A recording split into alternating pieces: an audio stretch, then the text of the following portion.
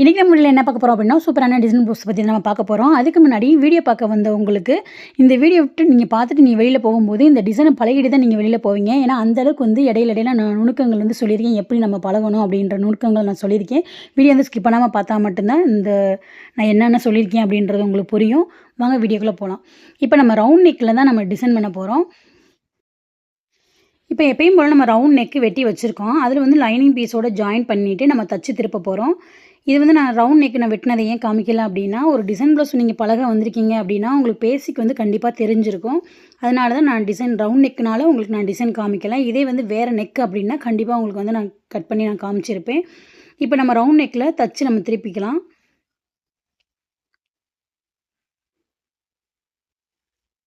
திருப்பிட்டு அது மேலே நம்ம அமுக்கடி போட்டு எடுத்துக்கலாம்.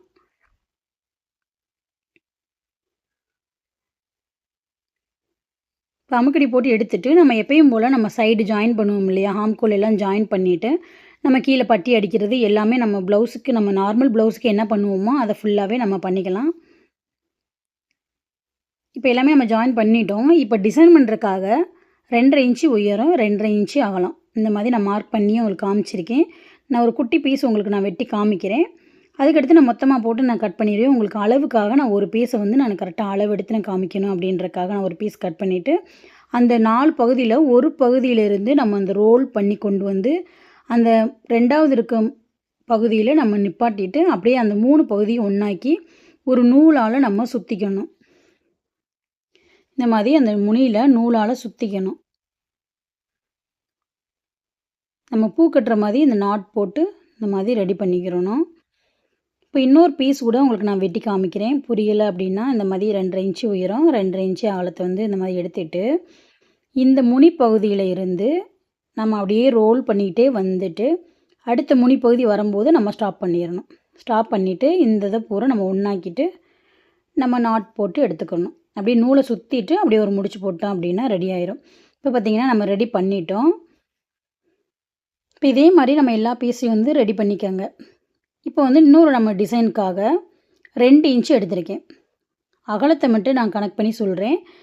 நீளத்தை வந்து உங்கள் ப்ளவுஸுக்கு தக்கன ஒருத்தவங்களுக்கு கூட வரும், ஒருத்தவங்களுக்கு குறையா வரும், அந்த மாதிரி இருக்கும்.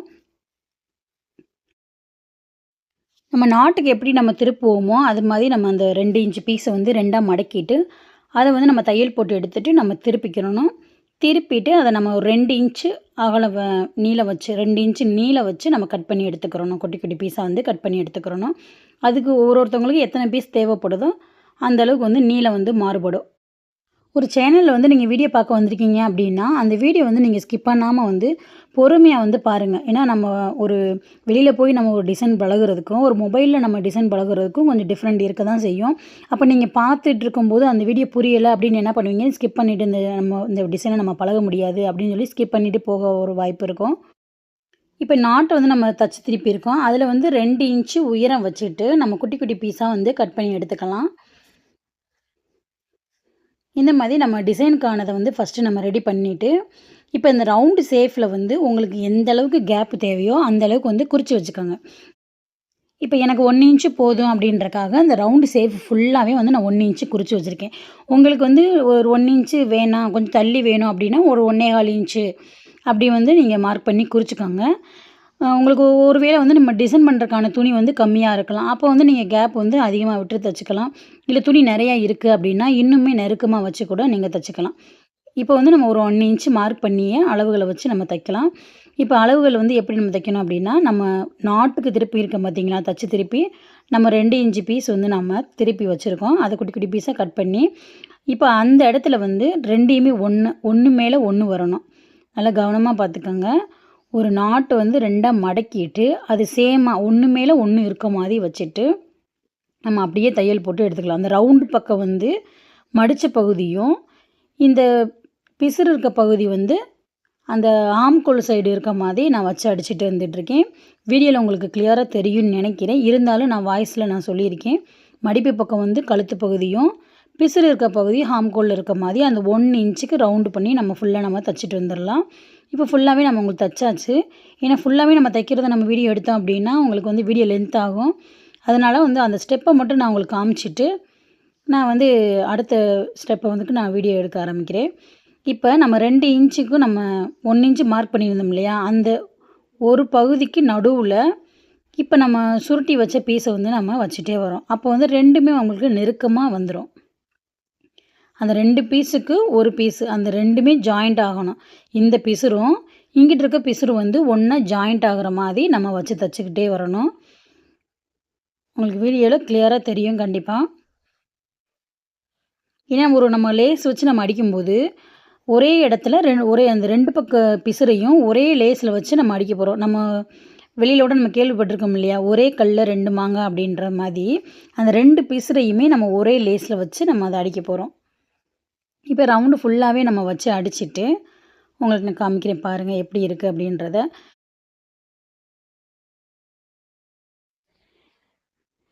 இப்போ ஃபுல்லா அடிச்ச பின்னாடி இந்த மாரி தான் இருக்கும். இப்போ இந்த இடத்துல பிசுறுலாம் நம்மளுக்கு நெறையா இருக்கும்.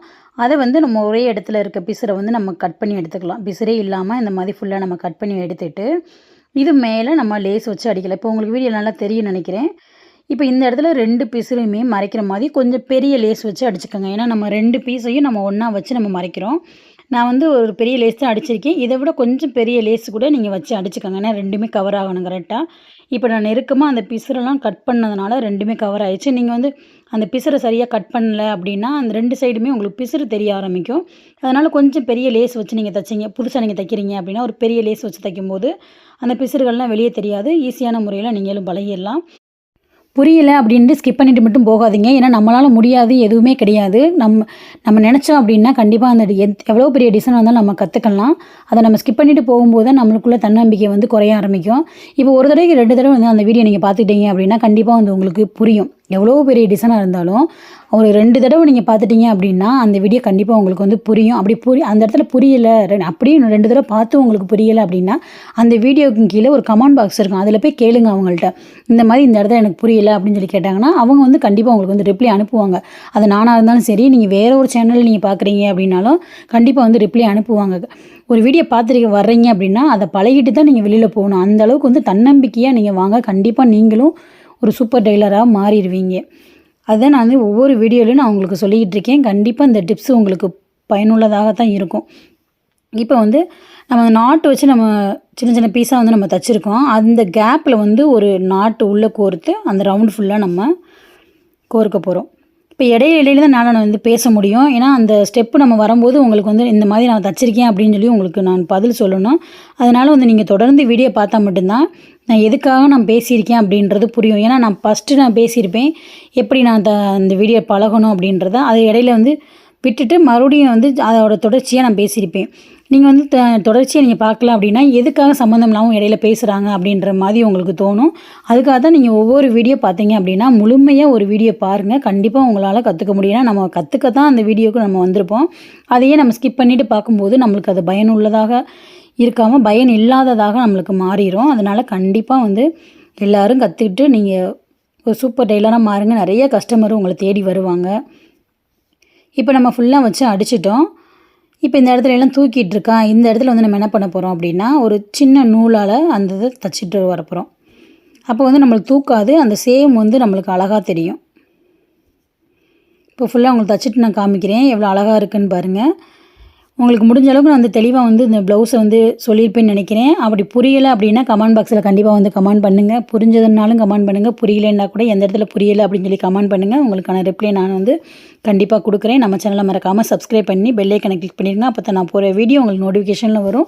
நிறைய டிசைன் ப்ளவுஸ் வீடியோ நம்ம சேனலில் இருக்குது. எல்லாமே உள்ளே போய் பாருங்கள். ஈஸியான முறையில் ஒவ்வொரு டிசைனும் பிகினர்ஸுக்காக உருவாக்கப்பட்ட ஒரு சேனல்னு கூட சொல்லலாம்.